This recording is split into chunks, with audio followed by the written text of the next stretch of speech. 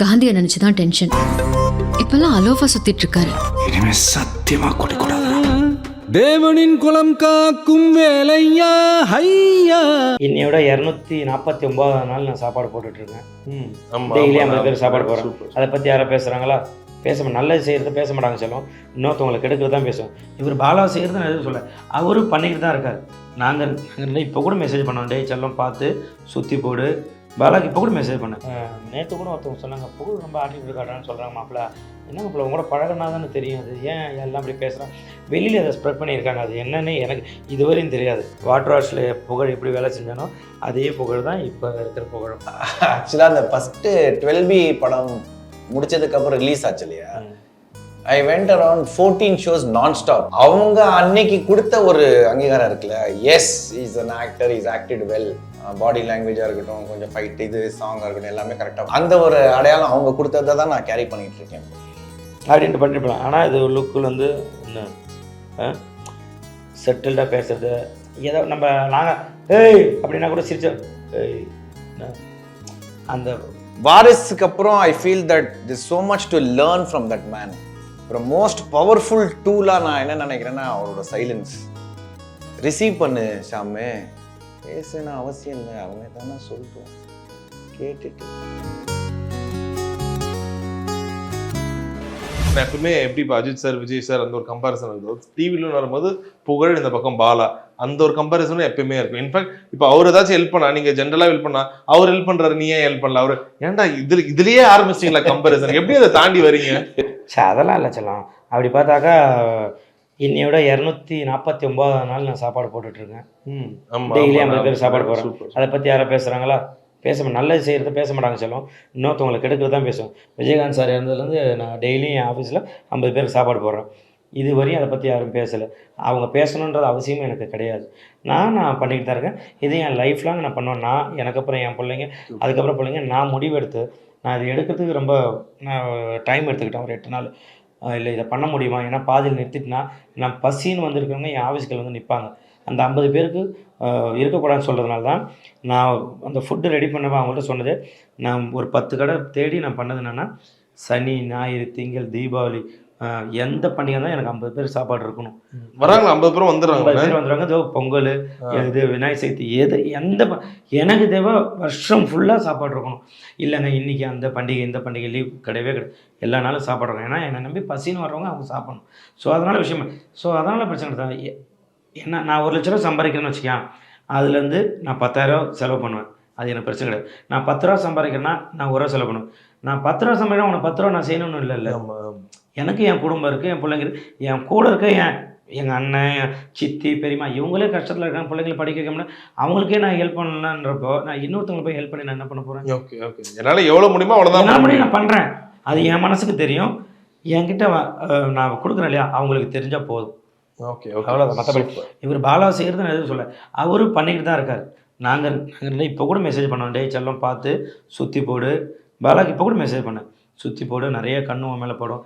நாங்கள் உள்ள எல்லாம் ஒன்றா தான் தலைவாக இருக்கோம். வெளியில் பேசுகிறவங்க தான் தேவையில்லாத அதை செட் பண்ணி அப்படி பண்ணுறாங்க. மற்றபடி எல்லா ஆர்டிஸ்ட்டுமே எல்லோரும் ஜாலியாக தான் இருப்போம். ஓகே ஓகே, அஜித் விஜய் அப்படிலாம் எதுவுமே கிடையாது. அவங்கவுங்க நல்லா எல்லாமே பேசிப்போம். சரி ஓகே, அவன் ஒரு இப்படி பண்ணுறாங்களா, சரி ஆடியன்ஸுக்கு போய் சேருதாம்மா. ஒரு படம் ஒரு நல்ல விஷயம் எடுத்துருக்கோம், ஓகே இவங்க ஃபேன்ஸ் பார்க்குறாங்க, அவங்க ஃபேன்ஸ் பார்க்குறாங்க, ஒரு நல்ல விஷயத்துக்காக பண்ணுறாங்களா, சரி ரைட். ஏன்னா ஆக்டர்ஸ்க்கு எப்பவுமே தலைக்கணம் இருக்கக்கூடாதுன்னு சொல்லுவாங்க. உங்களை யாராவது சொல்லியிருக்காங்களா தலைக்கணமாக இருக்கு? தலைக்கணம் அதான் நிறைய பேர் வந்து வெளியே சொல்லிக்கிறாங்க, என்கிட்ட வந்து சொல்லுவாங்க. நேற்று கூட ஒருத்தவங்க சொன்னாங்க, புகழ் ரொம்ப ஆட்டிட்டு இருக்காட்டான்னு சொல்கிறாங்க. மாப்பிள்ள என்ன மாப்பிள்ள உங்களோட பழகினா தானே தெரியும், அது ஏன் எல்லாம் அப்படி பேசுகிறான். வெளியில் அதை ஸ்ப்ரெட் பண்ணியிருக்காங்க, அது என்னன்னு எனக்கு இதுவரையும் தெரியாது. எல்லாம் அப்படி தான் சொல்கிறாங்க. புகழாக தான் எப்பயுமே இருப்பேன். அப்போலேருந்து இப்போ வரையும் புகழாக தான். வாட்டர் வாஷில் புகழ் எப்படி வேலை செஞ்சானோ அதே புகழ் தான் இப்போ இருக்கிற புகழும். என் கூட பழகினா தான் தெரியும். அதை தாண்டி ஆடியன்ஸுக்கு என்னென்னா, இப்போ நாங்கள் ஒரு கெட்டப்பில் இருக்கோம்ல, அது ஆடியன்ஸுக்கு புரியாது. அது இல்லைங்க காஸ்டியூமில் இருக்கேங்க, நான் அப்புறம் கூட ஏன் நான் நல்லா தானே இருக்குது இந்த காஸ்டியூமுக்கு, ஒரு ஃபோட்டோ கொடுத்தாங்க, ரொம்ப இது பண்ண கொடுங்க, இல்லைங்க இது காஸ்டியூமுக்கு நல்லா தானே இருக்குது, அது அவங்களுக்கு அது தெரியாது. ஸோ உங்கள் வாழ்க்கையோட ஒரு அடையாளமாக சினிமா உங்களுக்கு நீங்கள் பார்த்தது இல்லை காட்டினது எப்படி? Okay, who is Shaam is an ஆக்டரா நீங்கள் ரொம்ப உணர்ந்த ஒரு தருணம் எது? ஆக்சுவலாக அந்த ஃபஸ்ட்டு 12B படம் முடிச்சதுக்கப்புறம் ரிலீஸ் ஆச்சு இல்லையா, ஐ வெண்ட் அரவுண்ட் 14 ஷோஸ் நான் ஸ்டாப். சரி. அண்டர்ஸ்டாண்டிங் நம்ம உண்மையிலே நடிகனா, நடிக்க வருதா, நடிக்க தெரியுமா, ஏத்துக்கிறாங்களா, நம்ம எப்படி பார்க்குறாங்க, அவங்க அன்னைக்கு கொடுத்த ஒரு அங்கீகாரம் இருக்குல்ல. Yes, is an actor, is acted well. First new கமராக இருந்தால் கூட ப்ரொஃபஷ்னலாக பாடி லாங்குவேஜாக இருக்கட்டும், கொஞ்சம் ஃபைட் இது சாங்காக இருக்கட்டும், எல்லாமே கரெக்டாக அந்த ஒரு அடையாளம் அவங்க கொடுத்ததை தான் நான் கேரி பண்ணிட்டு இருக்கேன். ஸோ அது ஒரு ஃபீல் கொடுத்துருக்காங்களா? S S. அண்ட் உங்களுக்கு நீங்கள் பர்சனலாக எப்போ ஃபீல் பண்ணீங்க அது ஒரு ஆக்டராவோ இல்லை சுற்றி நிறைய மக்கள் வரும்போது, இல்லை நிறைய பேர் ரெகக்னைஸ் பண்ணும்போது? இப்போ குக்குத்து கோமாளின்னு வந்தப்போ தான் எனக்கு நீயா பண்ணா ஓகே அப்படின்னாங்க. அப்போ தான் ஆடியன்ஸுக்கு திரும்ப புகழ் இவ்வளோ பேசுவாங்க. அது வரையுமே நான் கவுண்ட்ரு யாரும் அடித்தா கூட நான் வாங்கி ரியாக்ஷன் தான் கொடுத்துட்ருப்பேன். குக்குத்து கோமாளிக்கு அப்புறம் தான் நான் பேச ஆரம்பித்தேன் சேனல். அதுக்கப்புறம் நிறைய படங்கள் வர ஆரம்பிச்சு. என்னன்னு தெரியல, சினிமா வரும்போது சில நேரங்கள் அது ஒர்க் அவுட் ஆகாதா, இல்லை ஆடியன்ஸ் ஏற்றுக்கலையான்னு தெரியல. அது ஒரு சின்ன ஒரு பிரிட்ஜ் இருந்துகிட்டே இருக்குது ரெண்டுத்துக்கும் நடுவில். நீங்கள் அதை எப்படி இணைக்கணும்னு பார்க்குறீங்க? இப்போ சேனலில் அப்படி கிடையாது. எங்களுக்கு ஸ்கிரிப்டே கொடுத்தாலும் அதை வாங்கிட்டேன் அப்படியா அப்படின்னு சொல்லிட்டு வச்சுட்டு நாங்கள் ஒரு ஃப்ளோவில் போவோம். சரி சரி சரி. குக்குத்து கோமாளிலாம் ஸ்கிரிப்ட் கிடையாது, இல்லை ஃப்ளோ தானே.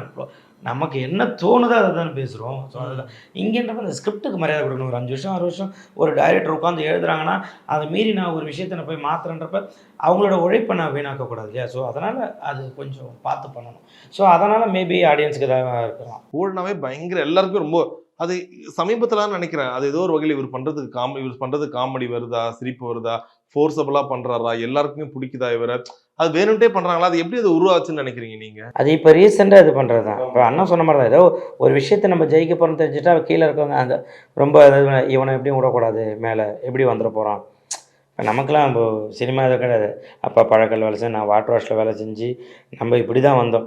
நம்ம சினிமாக்குன்னு ஒரு விஷயத்தை நம்ம இவ்வளோ கஷ்டப்பட்டு மேலே வரோம். எப்படா இவன் அவ்வளோ சீக்கிரம் மேலே வந்துடுவான், ஒரு விஷயத்த பண்ணி தடுக்கிறதுக்காக அவங்க பண்ணுறாங்க. மற்ற அதெல்லாம் நம்ம அந்த கீழே இருக்கிற கமெண்ட்டை பார்க்குறதே இல்லை தலைவா.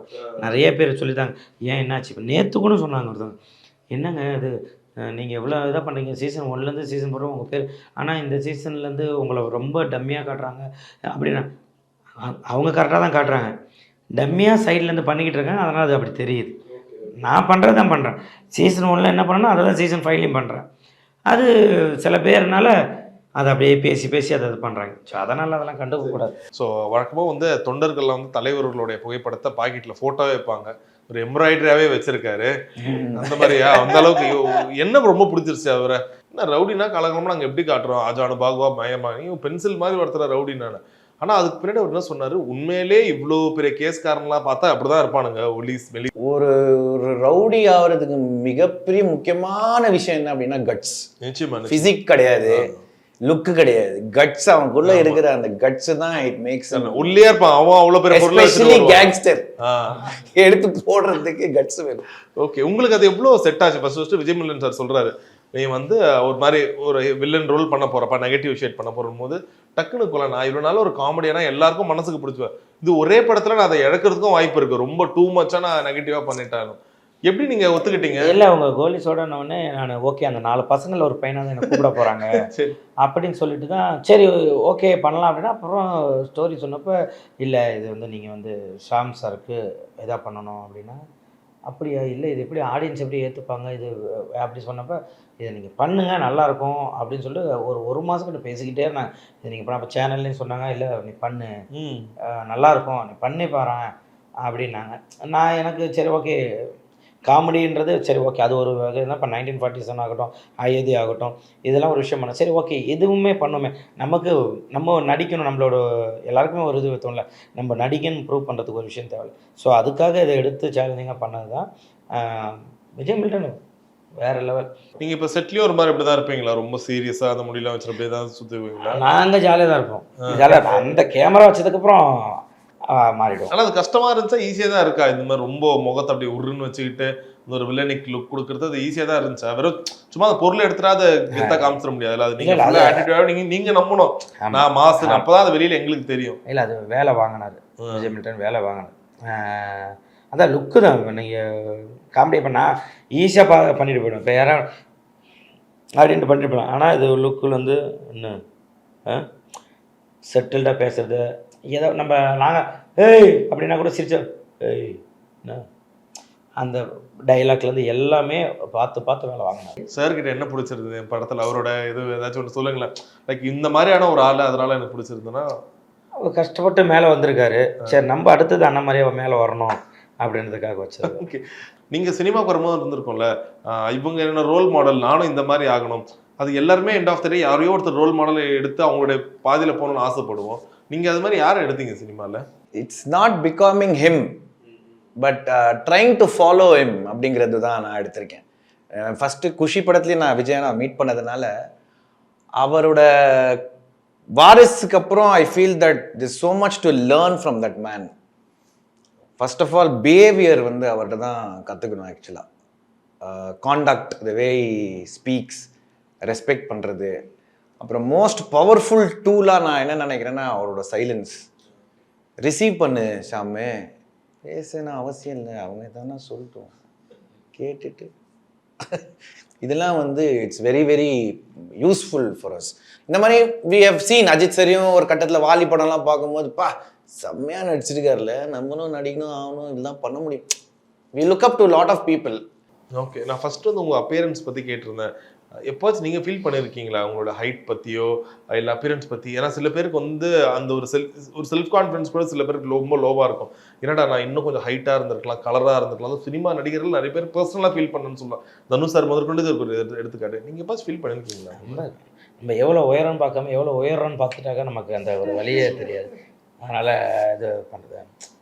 ஏன்னா ஹைட்டாக இருந்தால் போலீஸ் கேரக்டர்லாம் கொடுப்பாங்க அதெல்லாம். ஆனால் பட் அதையும் தாண்டி போலீஸ் கேரக்டர்லாம் பண்ணிகிட்ருக்கேன். ஓகே, அதனால் பிரச்சனை கிடையாது. சரி, உங்களுக்கு அப்படியே ஆப்போசிட்டாக கேட்குறேன். வாட்ஸ் பீங் ரொம்ப சாமா அழகாக இருந்தால் அதில் இருக்க அந்த நெகட்டிவ்னஸ் என்ன சினிமாவில்? பர்சனாலிட்டி சாமிங்காக இருந்தால் கொஞ்சம் டார்க் ஷேட் ரோல்ஸ்லாம் பண்ணுறதுக்கு கொஞ்சம் கன்சீவ் பண்ண மாட்டாங்க டைரக்டர்ஸ். உங்களுக்கே நடந்துச்சுல சாக்லேட் பாய், லவர் பாய், ஒரு பயங்கரமா பிசிக்கு ஃபேஸ்னா அவரை போய் எப்படிப்பா நீ லாரி டிரைவர் பையனாவோ இல்லை ஒரு சாதாரண பண்ண அங்கே ஒரு மைனஸ் சொல்லுவோம். யோசிக்கவே மாட்டாங்க ஃபர்ஸ்ட் ஆஃப் ஆல். இந்த ஆள் வந்து ஒரு படம் ஃபுல்லாக தூங்காமல் 6 கேண்டில்ஸ்க்காக சொல்கிறேன், கண்ணு வீங்கி முகத்தை மாற்றி, இதை வந்து இவர் எந்த இன்டர்வியூல ஒரு பெருமையாகவே அந்த மாதிரி பண்ணணும் அந்த படம் ப்ரொமோஷனை கூட சொன்னதில்லை. ஆனால் அந்த படத்துக்கு ஒரு பெரிய சக்ஸஸ் கிடைச்சிதானா கொஸ்டின் மார்க்கு. ஆனால் இப்போ இருக்கவங்க சின்ன சின்ன விஷயத்துக்காக க்ரோர்ஸில் சம்பளம் வாங்கிட்டு இதெல்லாம் சொல்கிறீங்களேன்ற மாதிரி இருந்துச்சு. உங்களுக்கு பர்சனலாக அது எவ்வளோ ஒரு ஃபீலாக இருந்துச்சா? இவ்வளோ கஷ்டப்படுறோம், அதுக்கான ஒரு ரிசல்ட் வரணும்ல. கரெக்ட். சி அந்த படத்தில் வந்து டைரக்டர் அதை கேட்டார், வெயிட்லாம் குறைச்சிட்டேன், முடி வளர்த்துட்டு தாடி வச்சுட்டேன், ஒரு மாதிரி ஷாபி ஆகிட்டேன், பட் இதுக்கு மேலே ஏதாவது பண்ண முடியுமா ஷாம் அப்படின்னு கேட்கும்போது எனக்கு இந்த ப்ராப்ளம் இருக்குது, நான் தூங்கலைன்னா என் டிஷ்யூஸ் வீங்கிடும் அப்படின்னு சொல்லி அது ஒரு 4 நாள் கட் பண்ணேன். கொஞ்சம் இன்ஸ்டாலலாம் ஒரு 9 டேஸ்லாம் இருக்க முடியாது. எனக்கு 4th டே வந்துடும். Cut down my sleep. இப்போ 6 மணி நேரம் மினிமம் தூங்கணும். What you do? தூங்காமனா 2 o'clock 2 hours தூங்கிட்டு எந்திரிச்சிடணும். லைக் இப்போ நான் யூஸ்வலா 11 o'clock படுத்துருவேன். Maximum 11 I'm shutting down. 6 I'm up. 7 hours அதை பிடிச்சிப்பேன். இப்போ இதை பண்ணும்போது என்ன பண்ணிட்டேன்னா நைட் ஃபுல்லாக தூங்காமல் ஒரு 4 மணிக்கு தூங்குறது, அதே 6 மணிக்கு எந்திரிச்சிருது. ஸோ அந்த லேக் ஆஃப் ஸ்லீப்பில் என்னோட டிஷ்யூஸ் வந்து ப்ரெஷர் ஆகி ஸ்வெல் ஆகிடும். Okay okay okay. அது வந்து ஒரு 3 நாள் 4 நாள் வந்து இருக்கும். அதுக்கப்புறம் அதுவே டைம் எடுத்து ரெஸ்ட் கொடுக்க போயிடும். So I did that for that film. இப்போ இதை வந்து பயங்கரமாக பேச போடணும் கனடா பண்ண முடியாது. அந்த படத்துக்கு அந்த டைரக்டர் கேட்டதுக்கு ஆஸ் அன் ஆக்டராக நான் ஒரு எஃபர்ட் போட்டேன். Okay okay. அவ்வளோதான் தவிர இதை பேசப்படணும், இதை நம்ம போய் அது இல்லை. அன்புக்குள் நீங்கள் எப்படி பார்க்குறீங்க? ஒரு படத்துக்காக எந்த எக்ஸ்ட்ரீம் வேணால் போகணும். What if Vijay Milton sir சொல்கிறாரு, இந்த படத்தில் நீ எல்லா ரவுடிசம்லாம் காமிச்சிட்டு ஃபர்ஸ்ட் பார்ட்டில் அது நடந்திருக்கும், ஃபைனலாக அவருக்கு மொட்டை அடிச்சுட்டு இருப்பாங்க ஒரு வில்லனுக்கு, அந்த மாதிரி உங்களை சொன்னால் நீங்கள் என்ன சொல்லியிருப்பீங்க? இல்லை, இது ஆக்சுவலாக சொல்ல மாட்டாங்க மொட்டை அடிக்கிறது. ஏன்னா ஃபஸ்ட்டு எனக்கு மாஸ்டர் படத்தில் ஒரு 40 நாள் கேட்டிருந்தாங்க. ஆனால் முடி வெட்டிடணும், அந்த ஜுவனைல் அந்த பசங்களாக இருக்கணும்ல. அப்போது நான் இல்லை அப்படின்னு சொல்லிட்டு தான் குக் வித் கோமாளி போனேன். அதுதான் அந்த படத்தை நான் நிறைய இன்டர்வியூவில் சொல்லியிருக்கேன். நம்ம மாஸ்டர் படம் தான் நான் கூப்பிட்டு நான் போகல. அப்படியே? ஆமாம், 40 நாள் ஐயோ சார் மிஸ் பண்ணுறேன்னு ஒரு வழி இருந்தாலும் எனக்கு குக் வித் கோமாளி இல்லை வேணாம், முடி போயிடுச்சுன்னா நமக்கு எப்படின்னு தெரியல. இதை வச்சு தான் ஆடியன்ஸ் ஒரு விஷயம் பண்ணாங்கன்றதுக்காக நான் அதை விட்டுட்டு வந்தேன். அதுக்கப்புறம் எனக்கு நான் இந்தளவு இருக்குன்னா அது குக் வித் கோமாளி தான் காரணம். ஸோ அதனால் இப்போ எனக்கு யார் ஃபோன் பண்ணால் சார் அது முடி எதுவும் வெட்டலை அப்படியே தானே இருக்குது அப்படி தான் கேட்பாங்க. ஸோ அதனால் மோஸ்ட்லி டைரக்டருக்கு எல்லாருக்குமே தெரியல புகழ் மொட்டை அடிச்சா அது எப்படி. ஆனால் அப்படி ஒரு படம் வந்தால் நான் கண்டிப்பாக பண்ணுவேன். நான் அது ஆக்சுவலாக அது 1947 கேட்டுருந்தா நான் பண்ணியிருந்திருப்பேன். ஏன்னா 1947 நான் எனக்கு கெரியரில் நான் அவ்வளோ கஷ்டப்பட்டு ஒரு படம் பண்ணேன் அப்படின்னா அது ஆடியன்ஸுக்கு போய் சேரலன்றதுக்கு அந்த கஷ்டம் எனக்கு இருக்குது. 1947 நான் கஷ்டப்பட்டு அவ்வளோ, ஏன்னா ஊமையாக பேச முடியாமல் ஒரு விஷயம் நான் பண்ணியிருக்கேன். அவ்வளோ கஷ்டப்பட்டுருவோம். அந்த வேலூர்லலாம் வெயில் மழை அவ்வளோ இது பண்ணியிருக்கோம். அந்த மாதிரி ஒரு படங்கள் கிடைச்சதுன்னா கண்டிப்பாக நான் மட்டும் அடிப்பேன். என்னதான் நீ சினிமாலாம் பண்ணாலும் உங்களுக்கு இந்த டிவியில கிடைக்கிற புகழ் வேற புகழ் தான். அதுதான் உன்னை எங்களுக்கு பிடிச்சிருக்குன்ற மாதிரிலாம் சொல்லுவாங்க. வலிமை படம் அப்போது வலிமை வந்து 26 ஷூட்டு இதில் ஹைதராபாத்தில். எனக்கு நான் 25 வந்து பாம்பேயில் ஷூட்டு. எனக்கு இது ப்ரைமில் வந்து LOLனு ஒரு ஷோ பண்ணேன். சிரிக்காமல் இருக்கணும் 10 காமெடி. நான் தான் டைட்டில் வின்னர். அதில் சிரிக்காமல் இருக்கணும். அப்போ 25 ஷூட் வச்சுட்டாங்க வலிமையும். 25 தான் பாம்பேலையும் ஷூட்டு. எனக்கு ரொம்ப இதாகி டென்ஷன் ஆகி, இல்லைங்க அஜித் சார் படங்க, எனக்கு இது பண்ணுங்கள், இது ஒரு நாள் ஷூட் இது பண்ணுங்கள், இவ்வளோ நாள் தள்ளி வச்சுங்க, ஒரு நாள் பார்த்துங்க சார், இதை காப்பரேஷன் மாற்றவே முடியாதுன்னு சொல்லிட்டாங்க. விவேக் சார் எல்லாருமே இல்லைங்க இந்த டேட்டு தான் அப்படின்ட்டாங்க. யாருக்குமே உங்கள் ஒரு ஆளுக்காக மாற்ற முடியாதுன்ட்டாங்க. என்ன பண்ணுறதுன்னே தெரியல. ஒரு மாதிரி டென்ஷனே வந்துடுச்சு. அழுதுட்டு கேரவனில் ஆடுவார். அப்போ வந்து சொல்கிறாங்க, இல்லைங்க சரி இது கார்பரேட் நீங்கள் ஆல்ரெடி சைன் போட்டு தானே வந்தீங்க அக்ரிமெண்ட்டில், சரி விடுங்க என்ன பண்ண முடியும் அப்படின்ட்டாங்க. சரி நான் உள்ளே போகிறேன். அந்த உள்ளே போகிறேன். ஃபோனில் வெளில வச்சுட்டு போனோம். உள்ளே போகிறேன். ஃபோன் வந்தது. அட்டன் பண்ணுறேன். சார் ஷூட்டு நாளைக்கு மாறிடுச்சு அஜித் சார், இது நாளைக்கு வர முடியும் பண்ணாங்க. எனக்கு அப்படியே என்ன பண்ண தெரியல. இது நைட்டு உள்ளே போய் காலைல 6 மணிக்கு முடியுது. அப்படியே ஹைதராபாத்துக்கு போயிட்டு நேராக அஜித் சாரை பார்த்தா அங்கே உடனே மதியம் ஷூட்டாங்க. அது எப்போ அமையுன்றது டக்கு 2மே 25 இருந்தது. ஆனால் அது ஒரு நாள் தள்ளி போய் அஜித் சார் படம் பண்ண வலிமை பண்ணேன். இப்போ நீங்கள் இப்போ இந்த படமே ரிலீஸ் ஆகுது. ரிலீஸ் ஆன உடனே இதுக்கான ஒரு மார்க்கெட் என்ன மாதிரி இருக்கு, எப்படி இருக்கு, உங்களோட மார்க்கெட் வேல்யூ நடிகர்கள் எதை வச்சு, எதிர இந்த லாஸ்ட் படம் எவ்வளோ ஹிட் ஆகுது கலெக்ட் ஆகுது அதை வச்சு மட்டும்தானா, இல்லை அவங்க எந்த அளவுக்கு கரெக்டான ஆள் அதெல்லாம் கணக்கே இல்லையா? இங்க எனக்கு இந்த ரோலுக்கு இவர் வேணும், அவரோட மார்க்கெட்டோ இல்லை எனக்கு அதெல்லாம் வேணாங்க, என் படம் எனக்கு இவர் தான் வேணும் அப்படின்னு மல்டி ஸ்டார்ஸ் நடக்குது. மல்டி லாங்குவேஜ்லேருந்து நிறைய ஆக்டர்ஸ் உள்ளே வந்து நடிக்கிறாங்க. பெரிய பெரிய ஹீரோஸ்லாம் வந்து இப்போ கேரக்டர்ஸ் பண்ணுறாங்க. ஃபார் உதாரணம் இப்போ கூலியோட ஆடு பார்த்தேன். நாகார்ஜுன் சார் இருக்காரு, உபேந்திர சார், அவங்களாம் சூப்பர் ஸ்டார்ஸ் அந்த ஊரில். But coming in. ஸோ இது வந்து ரொம்ப ஹெல்தியான ஒரு சைன். இப்போ வெப் சீரிஸில் பார்த்தீங்கன்னா கூட ஒரு ஹீரோ ஒரு ஹீரோயினை வச்சுலாம் நீங்கள் ஃபர்ஸ்ட் ஆஃப் ஆல் 2.5 hours கதை சொல்கிறதுக்கே இங்கே பெரிய போராட்டமாக இருக்குது. 10 hours ஒரு சீரீஸ். ஸோ மல்டி ஆக்டர்ஸ் உள்ள வந்து அவங்கவுங்க ட்ராக் அவங்களுக்கு பண்ணாதான் you will get a proper different story. இப்போ அது ரொம்ப ஹெல்தியா இருக்கு. வாட்ஸ் யுவர் நேம் படத்துல? இதுல என்ன உங்க நேம் தெரிஞ்சுக்கலாமா? Serious Ravi. Ravi, harbour Ravi. Harbour Ravi. உங்களுக்கு உருண்டை உருண்டை உருண்டை. சரி, கேன்வியா ஒரு 30 செகண்ட்ஸ்க்கு ஒரு உருண்டைக்கும் ரவி அவங்களுக்கும் நடக்கிற ஒரு கான்வர்சேஷன் பார்க்கணும்னு ஆசைப்படுறேன். வாட் இஃப் நீங்க போய் கேட்குறீங்க, உங்க இடம் எனக்கு வேணும், இன்னும் ஒரு வாரத்துக்கு அப்புறம் ஹார்பர் என்னதுன்னா என்ன கேட்டிருப்பாரு, ரவி என்ன பதில் சொல்லியிருப்பாரு? இடத்துக்கு வரணும்ண்ணா, என் இடத்துக்கு வரணும்னா தம்பி, என் இடத்துக்கு வர்றதுக்கு 13 கொலை பண்ணியிருக்கேன், ஒரு 8 பொலிட்டிஷியன்ஸை மிரட்டியிருக்கேன். அதே மாதிரி நீ இப்போ வந்து நான் பண்ணுற கொலையெல்லாம் நீ வந்து ஏற்றுக்கிட்டு ஜெயிலுக்கு போயிட்டு வந்தால் தான் உனக்குன்னு ஒரு மரியாதை இருக்கும் இந்த ஹார்பரில். அப்போ தானே நீ என்ன மாதிரி ஆக முடியும். ஃபஸ்ட்டு ஜெயிலுக்கு போ.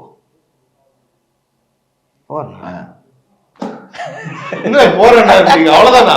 ஆமா, உங்களை ஜெயிலுக்கு வெளியே வந்தா நான் பெரிய ரவுடியில. இந்த மேனரிசம் எப்படி just like Vijay Milton sir சொன்னதுலேயே வந்துருச்சா, இல்ல நீங்க ஒரு ஹோம்ஒர்க் பண்ணிருப்பீங்களா? அவங்க எப்படி பேசுறாங்க, அவங்களுடைய தோணியா இருக்கட்டும், நடவோட அவங்களோட ஸ்லாங்கா இருக்கட்டும், அது எப்படி யார்கிட்ட இருந்து நீங்க எடுத்துக்கிட்டீங்க? இட்ஸ் ஆல் லேர்னிங் தான். இப்போ இந்த படத்துல இப்போ பர்டிகுலரா விஜய் மில்டன் சார் என்ன சொல்லிட்டாருன்னா, லவுடா இருங்க ஷாம், ஹார்பருக்கு நீங்க தான் ஆளு. உங்க என் லாங்குவேஜே இப்படிதான் இருக்கு, நான் பேசும்போது இப்படிதான் இருக்கும், இப்படிதான் இருக்கும், இப்படிதான் இருக்கு. So he gave me that freedom to be loud, to be large and பார்க்கவே ஒரு மேசிவ். உங்களுக்கு நீங்க எப்படி எடுத்துக்கிறீங்க அந்த ஸ்லாங்லாம்? இல்லை, நான் வந்து அந்த ஸ்லோவாக பேசினா ஒரு விஷயம் வரும், என்னண்ணா முடிச்சிடலாம்ல இந்த மாதிரி. ஏன்னா நான் வந்து இப்போ கத்திலாம் பேசுகிறேன் என்ன அப்படின்னா காமெடி ஆகிடும். அதனால அது செட்டிலாக பண்ணோம், அது கரெக்டாக அது கரெக்டாக இருக்கும். Super, excellent excellent. உங்கள் நேரத்துக்கு மிகப்பெரிய நன்றி. Thank you so much. Thank you brother. காந்தியை நினச்சி தான் டென்ஷன். இப்பெல்லாம் அலோஃபா சுத்திட்டு இருக்காரு. இனிமே சத்தியமா குடிக்கூடாது. தேவனின் குலம் காக்கும் வேலையா ஹையா.